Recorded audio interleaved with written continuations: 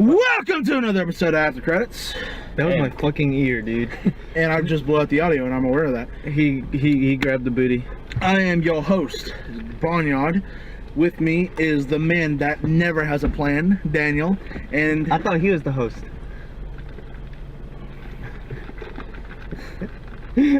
Welcome back to another episode of After Credits. We just left Batman, The Killing Joke.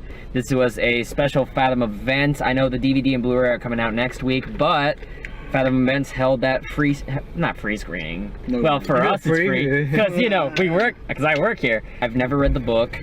I know He's gonna borrow it the from ending. Yeah, I will borrow it from Matt, who has it. Never read the book, I got the and hard I copy. thought this was pretty good.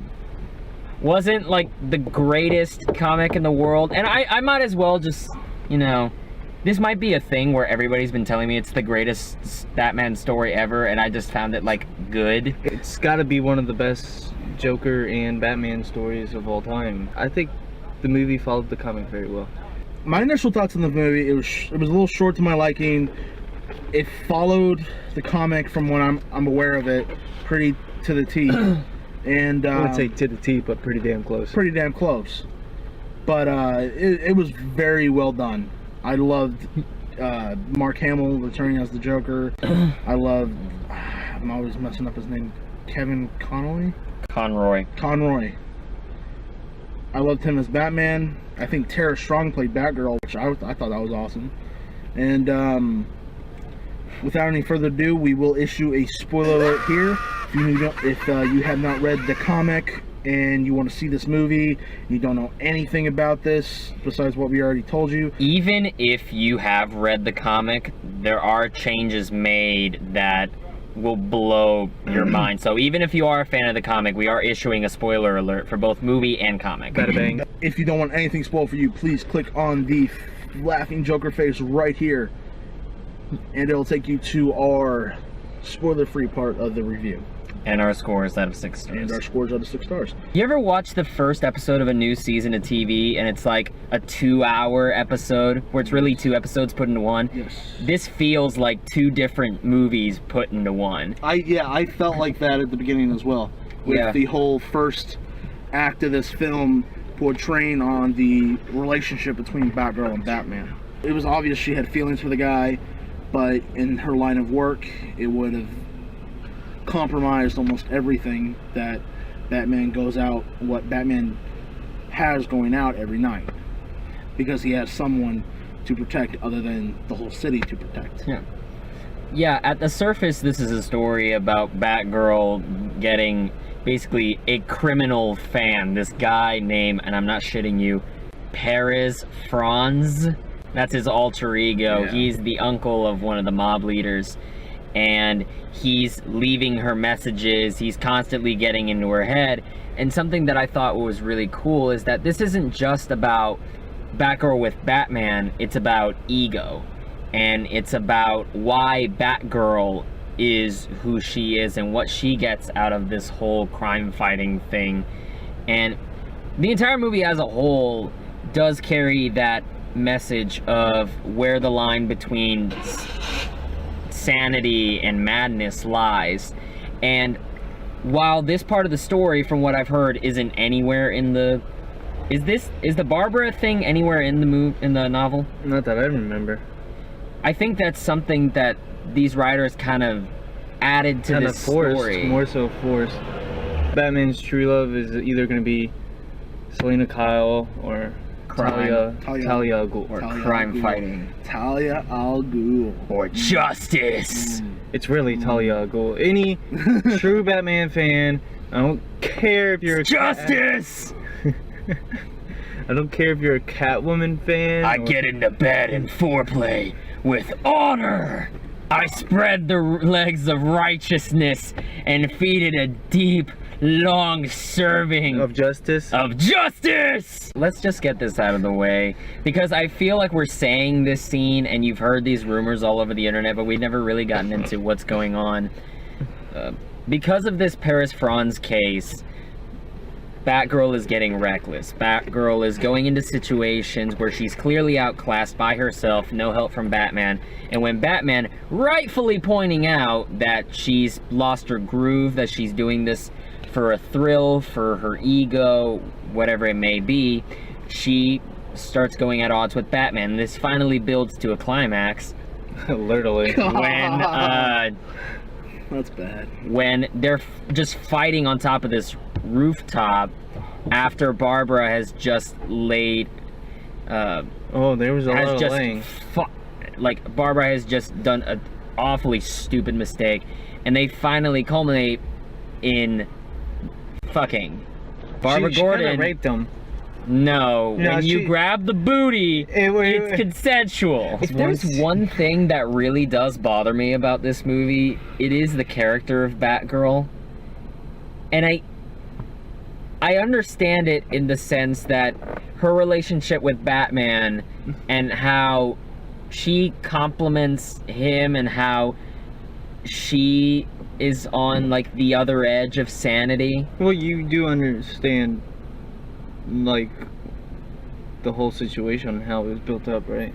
How what was built up? Like her sanity, the sexual tension. Well, yeah, I watched the movie. The Paris France. I watched the movie. You could tell she got wet by every time that guy talked. But you know, while you're seeing her get distracted by this shit, you are honestly just getting bothered. Like, this is supposed to be a girl that's getting Hot training. or No, this is bothered, honestly, because this is a girl that's gotten training under Batman, and she's making this like extraordinarily amateur, stupid mistakes. It even said at the beginning of the film that she's been following Batman for 3 years now. Well, Yeah. I mean, look at it that way. I mean, Nightwing, for Christ's sakes, makes mistakes, and he's Nightwing.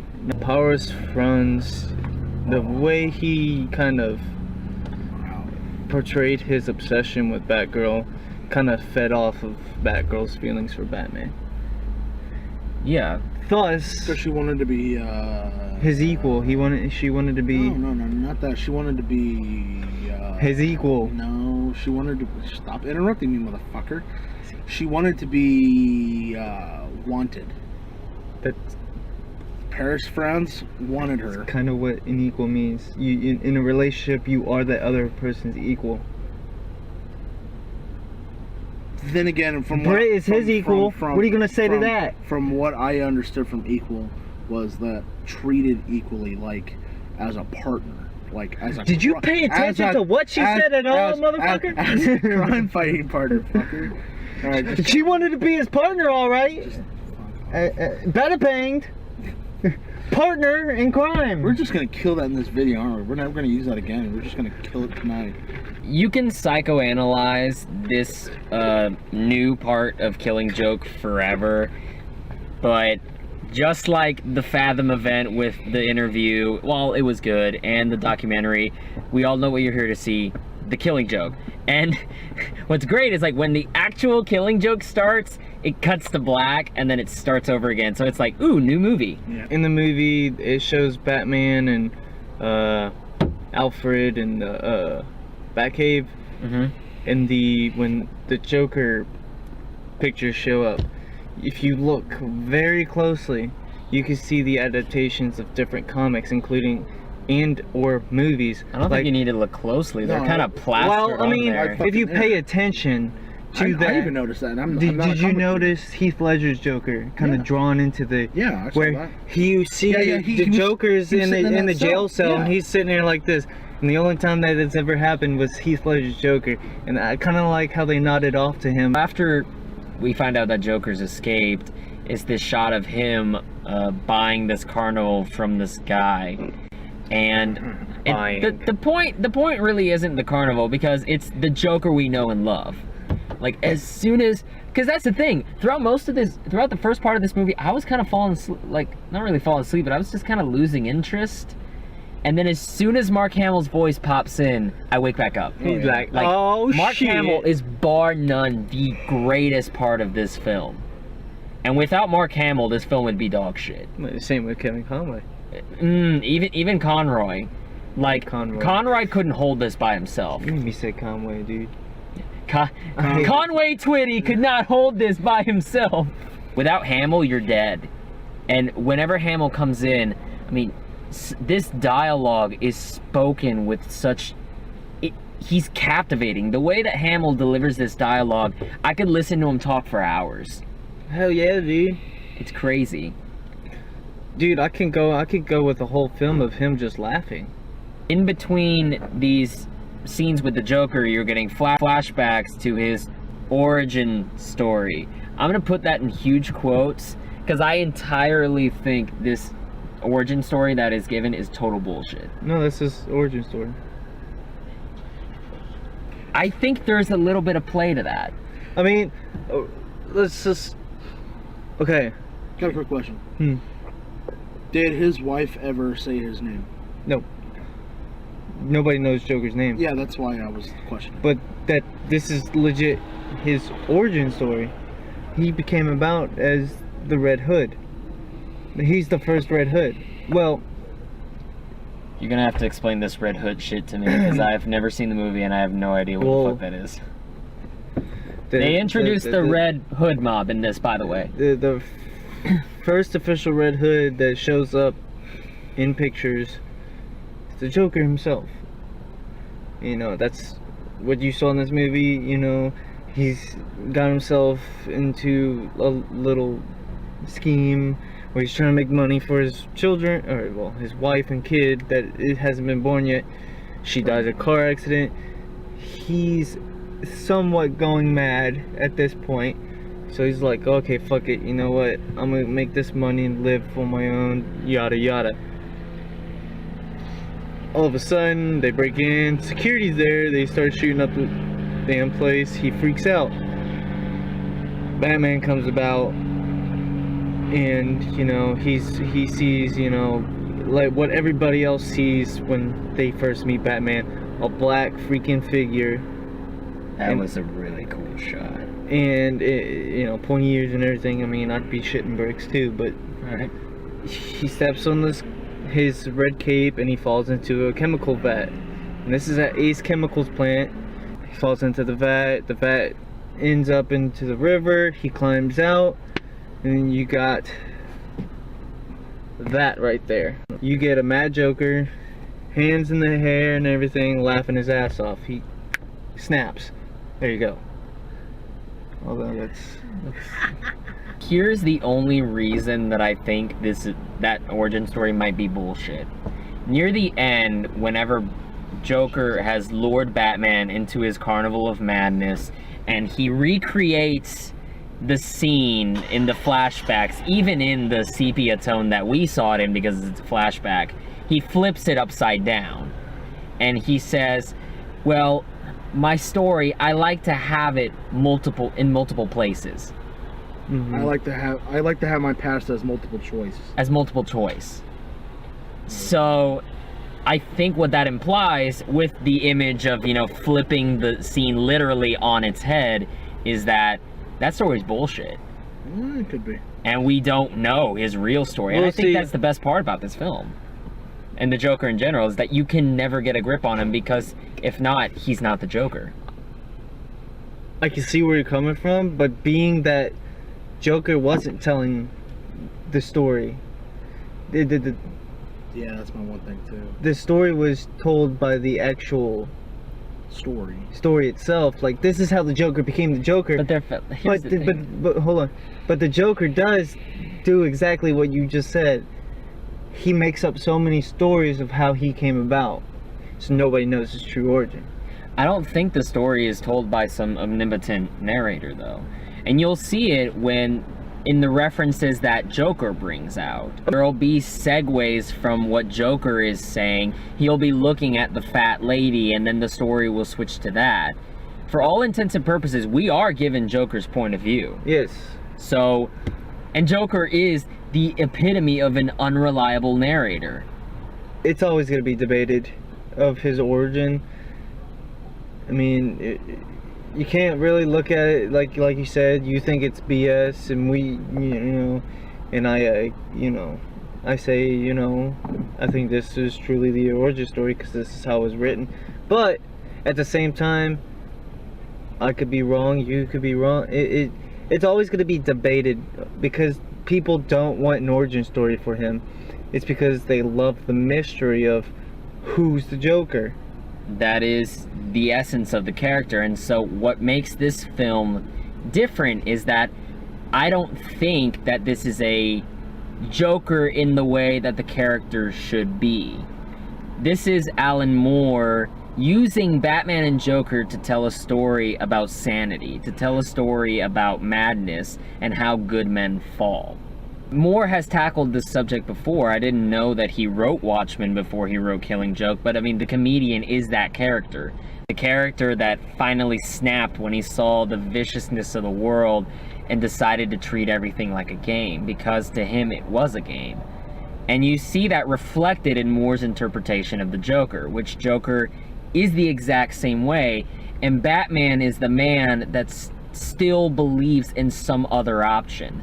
That's why you see him at this card table going like, this is inevitable, we have to kill each other, we have to adhere to this game.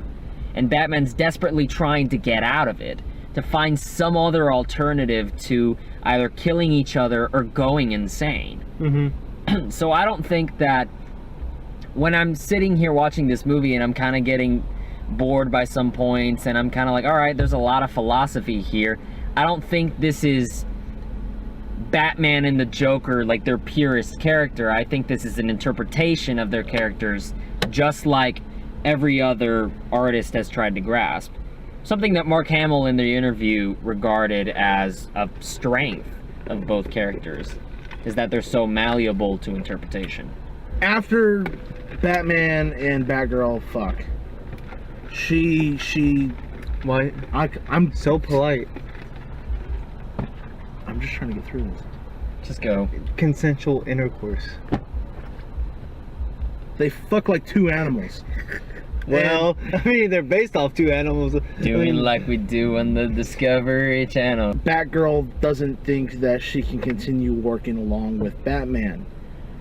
So she gives him Talk her about stuff. one-hit wonder. And I don't mean Robin. Damn. So she gives back Batman all of her Batgirl stuff, and then a week or so, little later, that was good. That was good. A few weeks later, Commissioner Gordon's at Barbara's house. Sorry, Dick. Barbara's waiting for her friend to show up. A knock on the door happens, and she thinks it's her friend. She opens the door, and it's the Joker holding the gun to her. She fucking just puts a hole in her belly and gets her spine. Joker starts taking pictures of Barbara, and this is all leading to his Some master might be plan. sticky.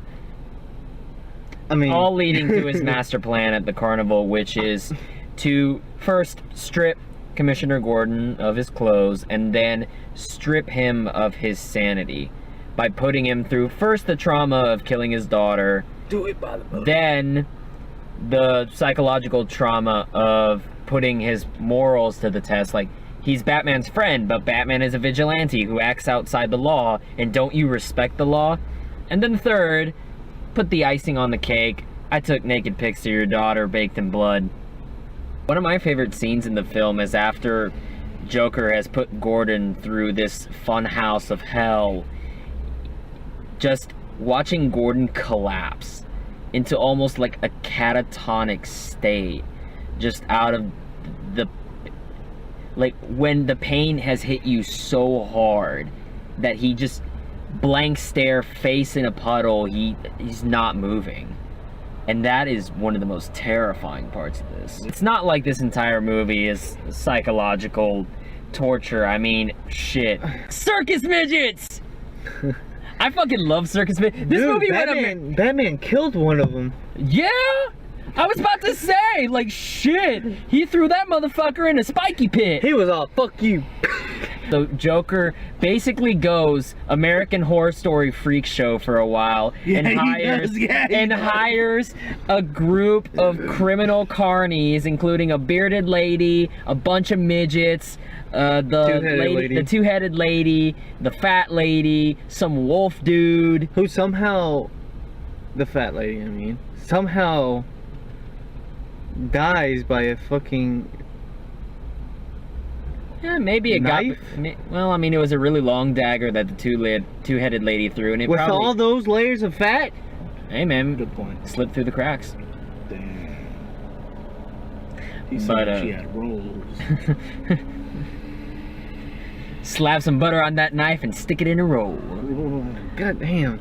Yeah. I want Roadhouse now, goddammit. Right? Batman was very unfucking forgiving in that fucking carnival. Well, yeah, because shit got real. And then somehow, when it got to the real business, he kind of simmered down. But again, like, this isn't all psychological torture. Like, these carny people are fighting Batman, and Batman will, like, throw smoke gas and, like, bust people in the heads. Joker is sitting on a throne of dead baby dolls. How is this not funny? I'm the only one laughing at this? I mean... Yeah, because you're the only one who thinks dead babies is funny. Dead baby jokes are hysterical. Okay, some are. Most of them are. Like, what's the difference between, a pile of dead babies and a Ferrari? What? I don't have a Ferrari in my garage.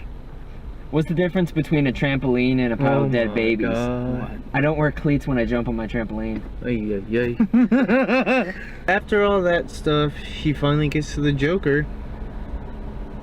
And, you know, he's just not interested in really fighting him. Because he's playing by the book. Well, the idea of fighting by the book means that if he doesn't fight by the law, then the Joker wins. And the Joker has proven that Gordon has snapped, or that Batman has snapped, and in this battle of sanity versus madness, Joker would then prove that there is only madness. The same way in Dark Knight, where if any one of those boats had chosen to blow up the other boat, then, you know, Joker would have won. Mm-hmm. It was sort of like a psychological warfare. Yeah. The only way Joker truly wins is if he dies by the hands of Batman. I enjoyed that scene between Joker and Batman towards the end. Because, you know, for once you actually saw sanity with the Joker on a motion picture. Did you see it whenever Batman's holding up Joker and he says, actually, Commissioner Gordon told me to do this by the book, so you lose. And whenever he says that, there's like a couple frames where you can just see on Joker's face this sort of like hint of fuck, like actual emotion coming back to the sociopath. That's what, as one of the greatest quotes from the Arkham games. That's not funny. There's something about Joker's goal that's just... What do you think fuels that? What do you think makes him want to prove that everybody is mad? Cause is it just his pain? Because he's alone. I'm insane because I'm alone now. He lost his wife and his future child in a car accident. That's the moment he literally, if you saw his face, he cracked. I got nothing now, blah, blah, blah, blah. That scene was strange too. He's having this, in a flashback scene, he's having this meeting with the two mobsters who hire him to, you know, lead them into a playing card factory through the chemical plant. And he gets the news from the police, and I thought this scene was played pretty well, was the mobsters are sitting there like, fuck, did he snitch or did he not? But whenever Joker sees that card, there's no expression. There's no fear, there's no grief, there's no real loss. It's just that one moment is just deadpan. And I don't honestly know what to make of that. Could that be the moment where he quite literally snapped and lost all emotion? That's where he truly became a sociopath? No, because he still had emotion during the robbery scene. I know, but I mean, at that moment, No. saw it. That's where Joker is. What he's saying is, that's where the Joker was born. Literally, emotionally, Conceive. yeah.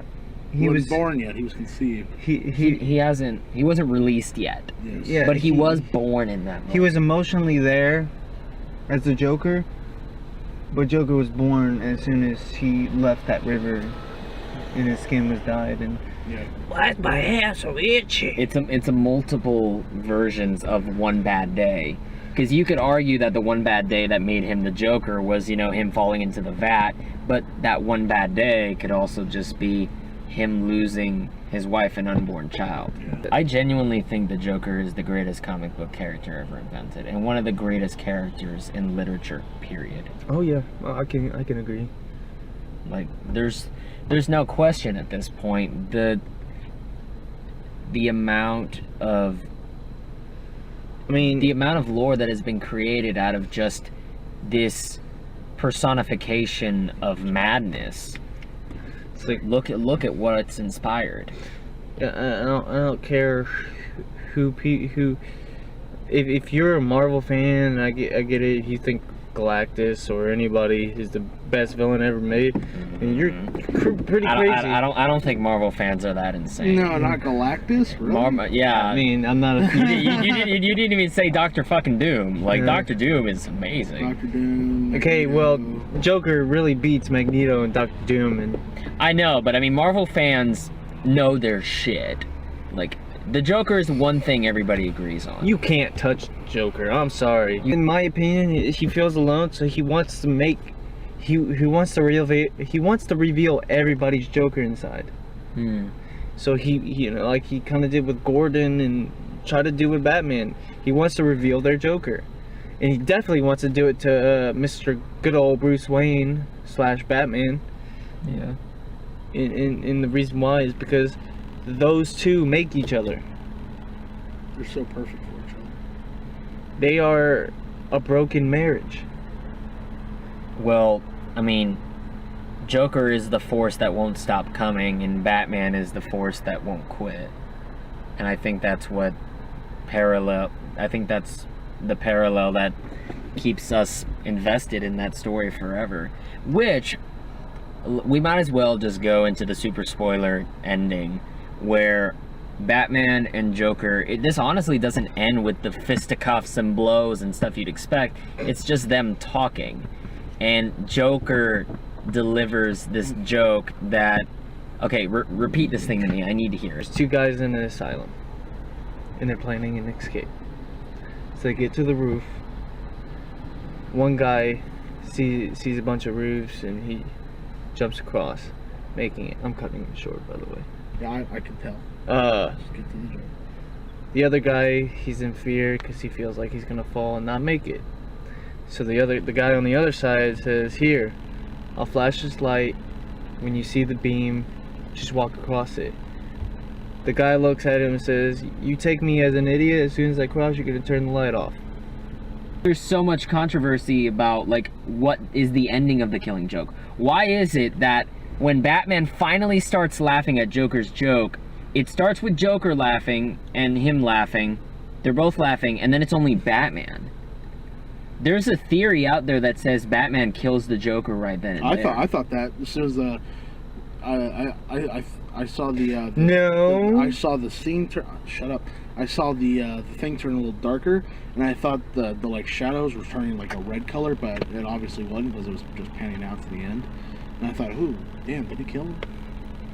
Yeah, That's what I thought. there is a mystery as to, did Batman finally snap? By laughing at the joke, did Batman finally go mad? If you clicked on the Laughing Joker head, welcome to our spoiler-free part of the review where we just do our quick sum-ups and our rating out of 6 stars. So, sum up, Daniel. Alright, final thoughts. I said this in the spoilers section, where I don't think this is a Batman and Joker story in the sense that these are the characters. Like, these are Batman and the Joker. I consider this to be a story about the line between sanity and madness. I consider this a story to be about a breaking point, about a symbiotic relationship that could or could not just end tragically, featuring Batman and the Joker. This is very much an Alan Moore story, but where I had like a bunch of hours to deal with it with Watchmen, here the first half hour is about Batgirl, and I feel like there's a lot of fluff where you could have gone into more of a psychological approach. You could have played around with, you know, I know they want to adhere to the comics as much as possible, but I really think Warner Brothers could have totally gone crazy with the animation. I found myself kind of, you know, wanting the movie to get on with it, and so I thought it was pretty good, not great, but overall I'd still recommend it. The 60-minute film, it felt like 2 different animated episodes of the Batman TV series or something, and I mean, I enjoyed it. I liked both stories, that the first part and the second part. I loved them both. I thought they were good. And you know, animation, I liked it. I didn't have a problem with it. The Easter eggs that were in it, those are pretty cool. There were a few we didn't talk about, but that's why you gotta watch the movie. Yeah, exactly. And I definitely recommend it. I'll give it a... Fuck it, I'll give it a 5. Did you do your rating yet? I didn't do my rating because I thought we were going to do final thoughts and then we were going to go into scores. No, great movie. Great storyline. I mean, of course, it's following the comic. The one scene that everybody's been talking about on Facebook or media in general might be a little controversial to some, but still, I can understand it. Like Daniel said and like Barnyard said, you know, watch out for the Easter eggs. You will notice some. And there's quite a bit of nod-offs to others who portrayed the Joker. The animation wasn't really, you know, doing it for me. Like I said, I like the old retro Batman, like the animated series. You know, I kind of, you know, that was my thing. But, you know, I'd give it a 5 out of 5. 5 out of 6? 5 out, like 5.5. Out of 6? Yeah. Okay, you said 5 out of 5. And before Daniel gives his score, we're going to add Liam's score down below as well, because he's seeing it currently and he's not able to join us tonight. I'm going to give this more the benefit of the doubt and give it a 4. Okay. Like, really, with all intents and purposes, I wouldn't say I liked it, because I was kind of nodding off. But for other people that are going to watch this, you know, they're here for Joker, they're here to hear Kevin Conroy say the words that'll make your non-existent panties and melt. You really don't get to the Joker until, like, you really pretty much to the end. Yeah, halfway through. Yeah, and that's another problem too. And so, really, I think in my head, I give it a 3.5, but for the good things, aka the Hamill, the Conroy, the thoughts, the laughs, the ideas that this movie's trying to put forward, I give it a 4. Okay. And so, half-cocked verdict, whenever we get Liam's score, is going to be figured out here. Yes, sir. And that's it for Batman Killing Joke. Yay. It comes out DVD Blu-ray next week, so if you didn't get a chance to catch it today, yeah, definitely feel free to go rent this Redbox and pick it up. So if you liked our review, you agree with us or you disagree with us, please like or dislike the video. If you want to mention something that we didn't, or you disagree with something that we said, please comment down below. If you thought this was well enough, please share it to your friends, share it on Facebook, Twitter, where you can also find our pages on Facebook and Twitter. Please follow us and like us there. And if you haven't already, please press that subscribe button down below. We also have official links to Liam's WordPress blog and my written blog. Liam often reviews the movies that we don't get to, so if you want different movie opinions, you can go check him out there, or hell, if you want to read some of my ramblings, why the fuck not? Liam and I are going to go see Hell or High Water on Wednesday, and this Thursday Jason Bourne comes out, and fuck Bad Moms, because I could not give a fucking shit about that movie. But with that, I think we're out of here. I can also send Daniel the link to the actual audio not the audio, the internet version of the comic book, which is free, of The Killing Joke. Just remembered that there's a site that offers it free. You know, is it legal? Yeah, it's legal. Okay. It's got a bunch of. I gotta find it in the millions of pages that I've saved in my phone. All right. But if I'll find it, you can find it in the information on the video or Facebook. So without any further ado, I'm Barnyard, the man without a plan. Bada bang. Bada bang, bada boom. Oh my god.